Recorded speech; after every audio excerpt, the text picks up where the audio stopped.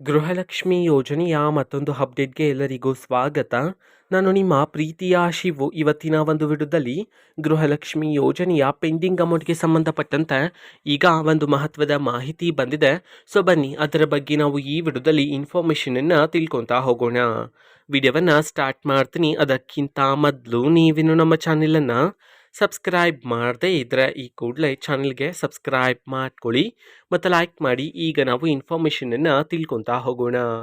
So ನೋಡಿ, ಇವತ್ತು ಅಂತಂದರೆ ದಿನಾಂಕ 3/10/2025 ಇವತ್ತು ಗೃಹಲಕ್ಷ್ಮಿ ಯೋಜನೆಯ ಪೆಂಡಿಂಗ್ ಅಮೌಂಟನ್ನು ಬಿಡುಗಡೆ ಮಾಡಲಾಗ್ತಿದೆ ಅಂತ ಹೇಳಿ ಈಗ ಮಾಹಿತಿಯನ್ನು ತಿಳಿಸಿರ್ತಕ್ಕಂಥದ್ದು.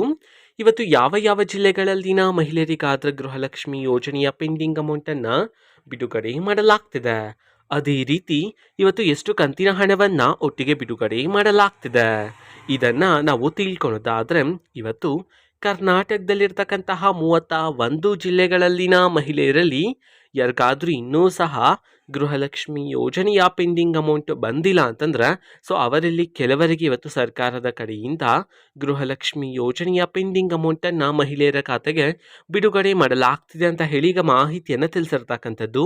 ಸೊ ಅದೇ ರೀತಿ ಎಷ್ಟು ಕಂತಿನ ಹಣವನ್ನು ಇವತ್ತು ಒಟ್ಟಿಗೆ ಬಿಡುಗಡೆ ಮಾಡಲಾಗ್ತಿದೆ ಇದನ್ನು ನಾವು ತಿಳ್ಕೊಳ್ಳೋದಾದ್ರೆ, ನಿಮ್ಗೆ ಇನ್ನೂ ಸಹ ಗೃಹಲಕ್ಷ್ಮಿ ಯೋಜನೆಯ 4 ಕಂತಿನ ಹಣ ಬಂದಿಲ್ಲ ಅಂತಂದ್ರೆ ಒಟ್ಟಿಗೆ 8,000 ರೂಪಾಯಿ ಹಣವನ್ನು, 2 ಕಂತಿನ ಹಣ ಬಂದಿಲ್ಲ ಅಂತಂದ್ರೆ ಒಟ್ಟಿಗೆ 4,000 ರೂಪಾಯಿ ಹಣವನ್ನು ಇವತ್ತು ಬಿಡುಗಡೆ ಮಾಡಲಾಗ್ತಿದೆ ಅಂತ ಹೇಳಿ ಈಗ ಮಾಹಿತಿಯನ್ನು ತಿಳಿಸಿರ್ತಕ್ಕಂಥದ್ದು.